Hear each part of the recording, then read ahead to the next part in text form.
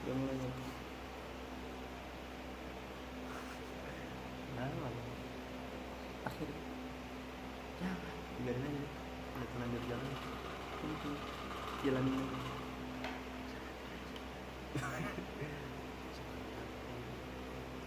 Terus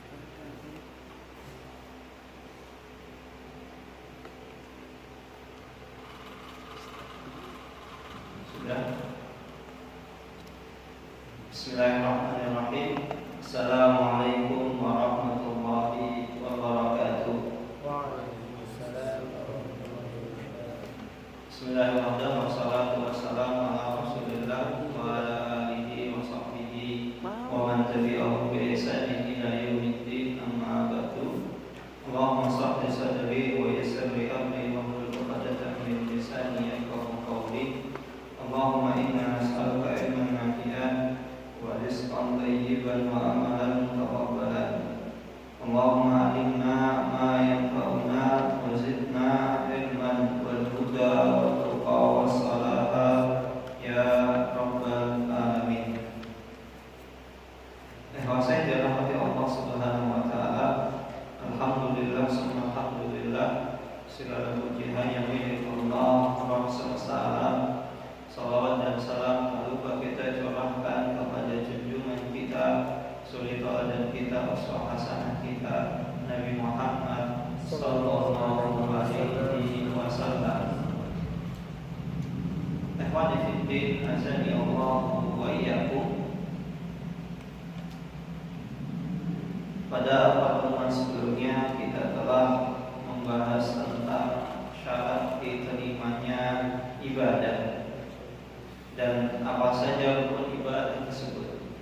Ibadah, ketika seseorang beribadah kepada Allah Subhanahu wa taala, ibadahnya harus dibangun di atas 3 fondasi. Harus ada rasa cinta, rasa takut, dan rasa harap. Rasa cinta ini diibaratkan seperti kepala pada sebuah burung, yang mana kalau misalnya burung tersebut tidak memiliki kepala, maka tidak mungkin dia bisa hidup. Maka seseorang ketika beribadah harus ada rasa cinta kepada Allah Subhanahu wa taala. Namun seseorang tidak boleh hanya menggantungkan rasa cintanya kepada Allah Subhanahu wa taala saja.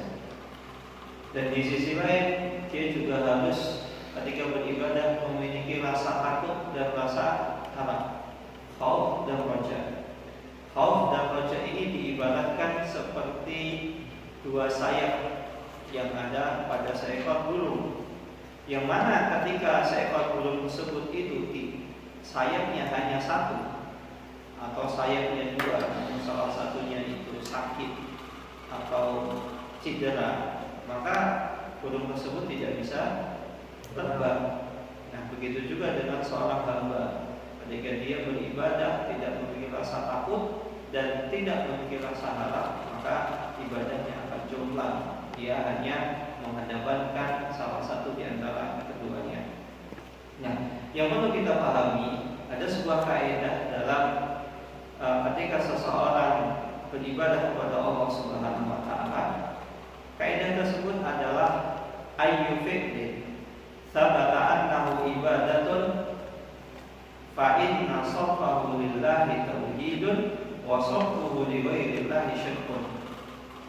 Artinya, setiap perbuatan, setiap amalan yang mana telah ditetapkan oleh syariat bahwasanya perkara tersebut masuk dalam perkara ibadah, masuk dalam permasalahan ibadah, maka kalau seandainya seseorang itu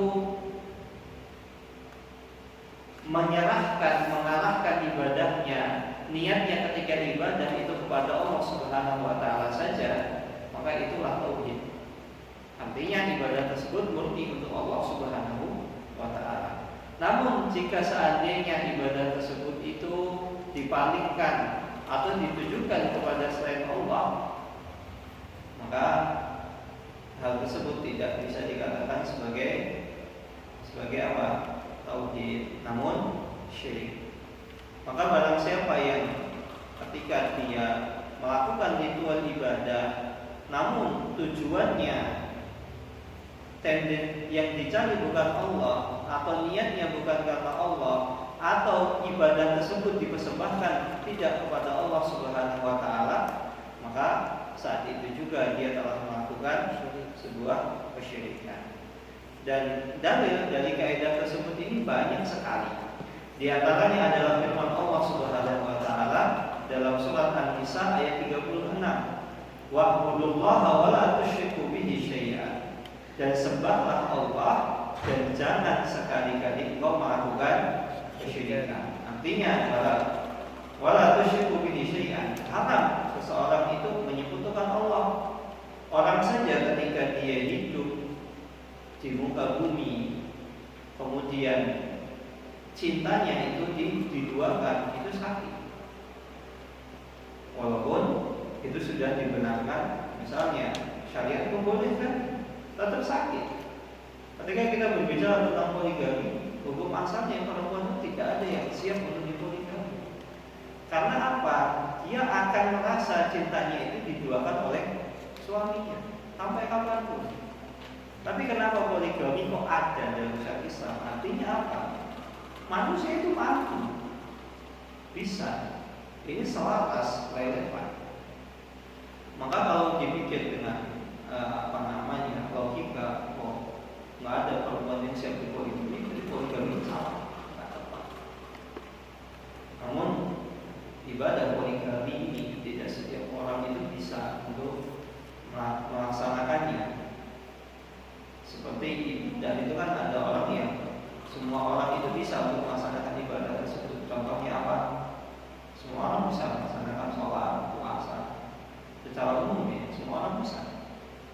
Namun haji, umroh tidak setiap orang itu mampu. Maka tidak. Kita kembali.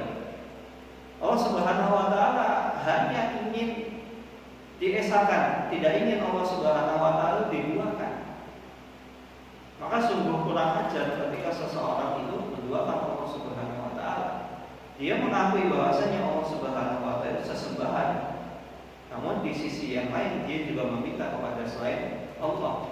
Dia menyembah kepada selain Allah. Dia berharap kepada selain Allah. Dia ketika beramal dia mencari muka manusia. Kalau ditanya, emang muka manusia nggak kelihatan tuh di depan? Nggak. Maksudnya nyari muka manusia itu cari perhatian, agar dipuji, agar dia mendapatkan apa yang dia cari, agar orang tersebut itu respect. Atau ada seseorang yang ketika belajar, tujuannya belajar itu bukan untuk mempelajari ilmu, sekadar memperbanyak maklumat. Kalau saya paham berbagai macam hal kan enak, diajak ngobrol sana sini nyambung, tongkrongan sana tongkrongan sini nyambung. Biar nggak dikatain kupes, biar nggak dikatain katerok, biar nggak dikatain deso. Akhirnya apa? Suka membaca, suka belajar. Tujuannya adalah hanya untuk sekedar mengumpulkan maklumat, agar circle-nya itu circle orang-orang yang jenius, orang-orang yang pintar. Ada juga orang ketika belajar tujuannya adalah agar dia bisa menyamai seorang ulama. Ya kalau misalnya saya ketemu dengan Ustaz Fulan, saya diajak ngobrol enggak hero. Oh iya Ustaz, oh iya ini begitu. Biar saya belajar itu, biar saya adalah sama kayak Ustaz Fulan. Nah, ini nggak tepat. Hati-hati. Saya belajar karena saya ngefans sama Ustaz Fulan. Biar saya sama. Nah, ketika seorang belajar harus kepada Allah Subhanahu wa taala, ikhlas. Atau saya belajar agar saya ketika debat dengan orang lain saya menang. Padahal debat itu bukan tujuan utama ketika seseorang belajar. Berdakwah itu bukan tujuannya adalah untuk berdebat. Sedikit-sedikit ada orang nggak cocok, nggak setuju dengan kita, ayo debat, ayo mubahalah, ayo kita adu argumen. Enggak. Belajar itu bukan untuk debat. Namun debat itu adalah salah satu solusi terakhir ketika seseorang itu tidak menemukan jalan keluar. Maka tidak dikit-dikit debat, semua diperdebatkan. Kayak orang kerjaan. Padahal orang yang kerjaannya sedikit-sedikit debat adalah orang yang sangat dibenci oleh Allah Subhanahu wa Ta'ala. Maka nanti jangan antum ketika belajar dikit-dikit tak setuju dengan orang debat. Ada hal yang perlu kita diskusikan. Ada yang ketika kita tidak menemukan jalan baru kita berdebat, nggak langsung langsung. Nah ini tujuan orang itu macam-macam. Dan kemudian yang kedua, wa qadha rabbuka alla ta'budu illa iyyahu. Dan Allah Subhanahu wa Ta'ala telah memerintahkan, wa qadha memerintahkan di sini maksudnya menetapkan, mewajibkan. Artinya ketika seseorang tidak menyembah hanya Allah Subhanahu wa Ta'ala saja, artinya dia tidak melakukan kewajiban yang telah digariskan. Padahal setiap manusia, setiap anak keturunan Nabi Adam itu yuladu alam fitrah. Kita semua dilahirkan atas fitrah. Orang tuanya yang akhirnya mempengaruhi orang tersebut menjadi Yahudi, Nasrani, soleh, kafir, muslim, murtad dan sebagainya. Orang tuanya yang akan mengarahkan. Karena memang setiap anak yang lahir itu semua di atas fitrah, mengisahkan Allah Subhanahu wa Ta'ala. Bahkan Imam Nawawi rahimahullah taala ketika menafsirkan tentang perjalanan hidup manusia. Jadi ketika seseorang itu sebelum Allah Subhanahu wa Ta'ala meniupkan ruh kepada setiap bayi yang usianya 4 bulan, Allah Subhanahu wa Ta'ala mengatakan, untuk apa engkau dilahirkan? Untuk apa engkau diutus? Apa agamamu? Apa ini? Setelah itu baru ruh tersebut ditiupkan di seorang di kandungan seorang ibu dan akhirnya nanti dilahirkan. Prosesnya seperti itu. Fitrah Allah allati fatara an-nas 'alaiha. Yaitu manusia itu sudah digariskan fitrahnya mentauhidkan Allah Subhanahu wa Ta'ala. Kemudian Allah Subhanahu wa Ta'ala berfirman juga dalam surat Al-An'am ayat 151, "Qul ta'alu atlu ma harrama rabbukum 'alaikum alla tusyriku bihi syai'an." Katakanlah wahai Muhammad, akan aku bacakan, akan aku ingatkan kepadamu apa yang diharapkan Allah Subhanahu wa Ta'ala dalam beribadah. Janganlah engkau alla tusyriku bihi syai'an, janganlah sekali-kali engkau menyebutkan Allah Subhanahu wa Ta'ala. Maka di sini bisa kita pahami setiap perkara ibadah ketika amalan tersebut itu diselewengkan atau ditujukan untuk selain Allah, maka dia telah melakukan kesyirikan. Namun jika ibadah tersebut ditujukan niatnya yang dicari adalah Allah Subhanahu wa Ta'ala, maka itu adalah tauhid. Contohnya, ketika seseorang berdoa, doa yang berupa ibadah, misalnya, ya Allah, berilah aku rizki, ya Razzaq urzuqni. Maka kalau seandainya seseorang mengarahkan kepada selain Allah, maka dia syirik. Misalnya, wahai penunggu gunung Selamat, wahai penunggu gunung Merapi, wahai penunggu gunung ini dan itu, berilah saya rizki. Wahai penunggu, wahai kalau orang Jawa itu sing Bahorekso. Bahorekso itu ya penunggunya. Wahai penunggu gunung ini, tolong saya beri rezeki. Wahai penunggu gunung itu, beri saya rezeki. Maka ketika itu ya dia telah melakukan kesyirikan. Atau misalnya dia berdoa yang mana doa tersebut itu yang mampu untuk mengabulkan hanya Allah Subhanahu wa Ta'ala.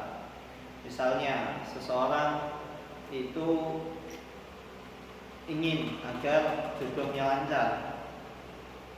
Terkadang ada sebagian orang tuh datang ke kuburan, kemudian minta, wahai penghuni kubur ini, wahai wali fulan, wahai kiai fulan, wahai sunan fulan, tolong mudahkan saya rezeki. Padahal kita nggak tahu di dalam kuburan itu siapa. Bisa jadi manusia, bisa jadi bukan manusia. Banyak kisah ternyata di dalam kuburan itu isinya bukan manusia. Dan kita juga tidak tahu, bisa jadi orang yang di dalam kuburan itu dulu ketika hidup itu jomblo sampai meninggal. Nah yang dia saja ketika hidup tidak bisa selamat dari status single, jomblo terus jones lagi. Kok malah antum minta kepada yang jomblo? Kan lucu gitu loh. Kayak misalnya orang ya, ini apalagi sudah meninggal. Orang kalau masih hidup ya, misalnya ada si fulan, katakanlah Ahmad. Ahmad ini jomblo sampai usianya sampai sampai menginjak usia kepala 4, kepala 5, beberapa kali proses dengan akhwat gagal terus. Tiba-tiba Bismil datang. Pak Ahmad, Mas Ahmad, tolong carikan saya jodoh. Ya mungkin bisa. Akhirnya Pak Ahmad, Mas Ahmad tadi nyari akhwat yang kira-kira cocok sama Bismil. Dan dia cocok nikah. Karena apa? Dia masih hidup. Tapi secara logika masuk akal enggak? Antum minta tolong macoblang antum orang yang enggak pernah nikah. Bahkan track recordnya itu senantiasa ditolak oleh akhwat. Kan nggak mungkin, nggak masuk akal. Apalagi sudah meninggal. Orang hidup saja belum tentu bisa menyarikan antum jodoh. Ini nyariin loh, bukan membeli. Beda. Apalagi di sini mintanya adalah berilah saya jodoh. Gimana? Kalau bangkit malah antum yang kaget. Ya siap, saya carikan. Antum masa malah langsung lari. Maka ini nggak boleh. Begitu juga yang kedua, ketika seseorang takut ini adalah ibadah. Maka misalnya dia takut kepada selain Allah, maka ini nggak boleh. Contohnya, saya nggak mau shock pertama. Karena apa? Saya takut kalau saya shock pertama nanti teman-teman saya mengucilkan saya. Saya kalau ke masjid nggak mau awal-awal. Karena kenapa? Nanti saya diejek soal itu alim selama Pak Haji. Nggak boleh takut kepada selain Allah Subhanahu Wa Taala. Maka biarkan ridho nas loyatul. Antum mencari keridhaan manusia sampai ujung dunia nggak akan ketemu. Kapan ketemu? Keridhaan manusia itu nggak akan antum. Teman antum minta begini, antum turuti. Nanti minta yang lain. Kapan keridhaan tersebut habis?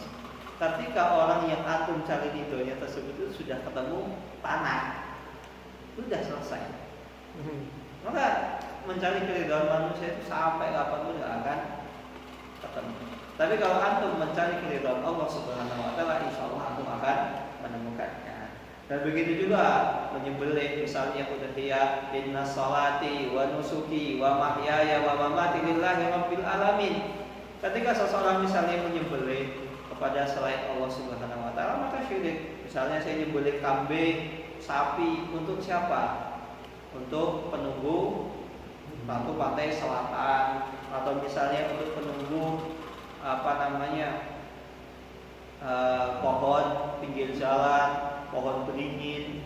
Kan kadang orang itu ketika lihat pohon besar, bisa ada penunggunya, akhirnya diberikan sesajen, nggak boleh. Atau misalnya antum nyembelih ayam, bikin makanan, antum persembahkan untuk siapa? Untuk perempatan jalan.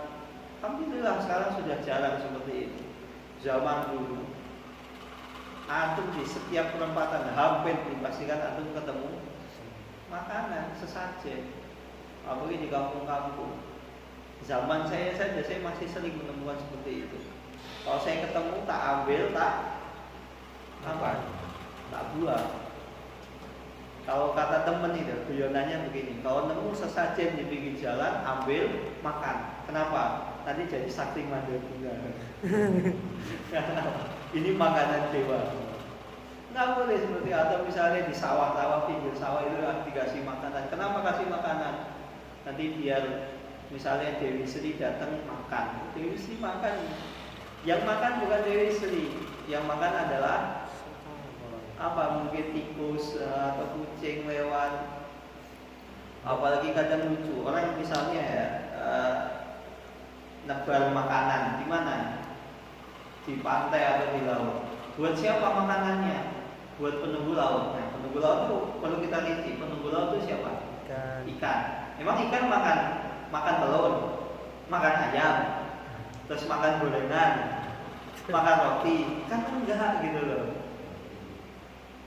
Tapi kalau yang ditanya, ini untuk penunggu laut siapa? Misalnya para awak kapal, petugas yang bertugas di di tengah laut, ya itu masuk akal. Ini buat penunggu laut, ya benar, karena mereka makan nasi, tempe, telur, kemudian gorengan, itu cocok.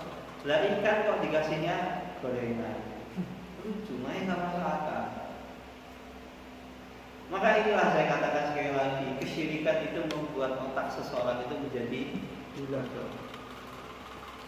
Maka maksud Rasulullah SAW telah menyelamatkan umat manusia dari kejahilian menuju cahaya Islam itu telah berjalan demikian. Orang nyembah patung nggak bisa memberi manfaat. Kalau misalnya ada gempa, emang patungnya bisa lari? Yang ada malah patungnya anduk. Maka ada sebuah meme lucu di India.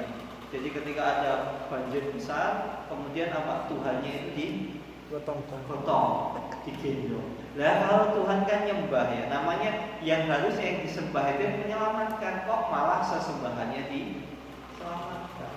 Dan begitu juga kisah yang masyhur di zaman jahiliyah dulu, ada orang yang tukang roti membuat patung. Ketika lapar, mohon maaf wahai Tuhan, saya lapar.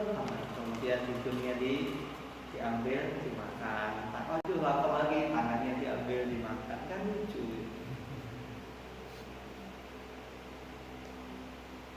Dan begitu juga yang termasuk dalam ibadah ada seseorang bernadar.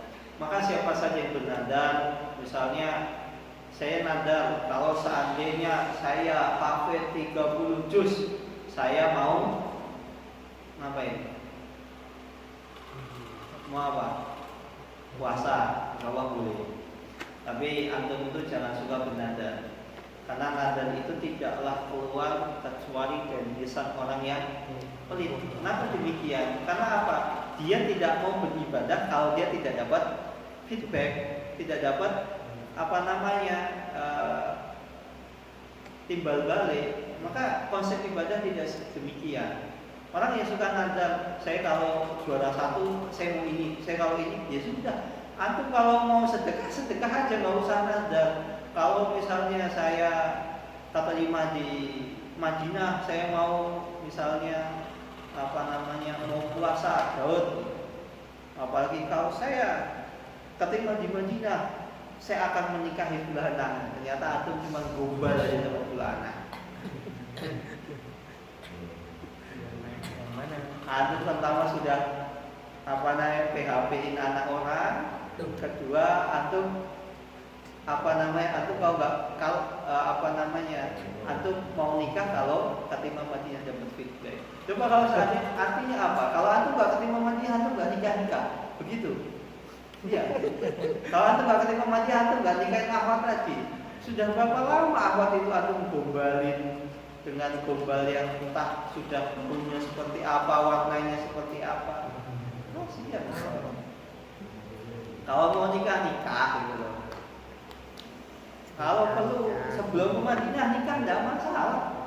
Kuliah di Madinah sambil nikah nggak masalah. Banyak seperti itu. Bahkan saya punya teman, saya punya kawan, sampai putus asa daftar ke Madinah itu 4 atau 5 kali. Daftar sini, daftar sana, nggak keterima. Wes lah, saya tak nikah tanggal, saya lupa tanggal berapa. Nikah dia tanggal 14. Intinya 3 hari setelah dia nikah, pengumuman Madinah keluar. Tanggal 17 keluar, namanya keterima. Masuk. Entah ini berita gembira atau berita sedih. Kenapa gembira? Senang, setelah senang sekian lama menanti akhirnya keterima Madinah. Sedih apa? Baru nikah kemarin sudah harus LDR. Aduh. Coba bayangkan. Ada teman seperti itu. Ada bahkan saya punya teman tuh. Udahlah, nggak keterima Madinah. Udah nikah aja, udah fokus kuliah, apa yang dikerjakan, udah. Ternyata ketika sudah punya anak 2 atau 3, keterima di Madinah. Kalau anda mau nikah ini aja, anak nikah juga masih kuliah, nggak apa-apa. Nikah ketika masih kuliah tidak masalah. Apalagi antum nadarnya dikaitkan dengan saya mau nikahin fulana kalau saya ini ya. Udah nikahin aja, nggak usah. Ibadah itu bukan untuk ditunda. Kalau antum bisa udah segerakan. Apalagi antum pakai embel-embel nadar. Jangan sampai demikian. Maka sekali dalam hati Allah Subhanahu Wa Taala, intinya setiap ibadah yang mana ibadah tersebut itu dipalingkan kepada Allah, kepada selain Allah Subhanahu Wa Taala, maka itu adalah kesyirikan. Dan setiap ibadah yang dia ketika ditujukan niatnya untuk Allah Subhanahu Wa Taala, maka itu adalah tauhid. Baik itu doa, takut, kemudian seseorang menyembelih hewan kurban, nadar dan lain sebagainya. Wallahu taala alam. Ada pertanyaan di sini? Ada yang mau ditanyakan? Tidak ada. Kalau tidak ada yang ditanyakan, kita tutup dengan doa qafiyah tulis. Subhanakallahumma wa bihamdika asyhadu an la ilaha illa anta astaghfiruka wa atubu ilaik. Wassalamualaikum warahmatullahi wabarakatuh. Waalaikumsalam.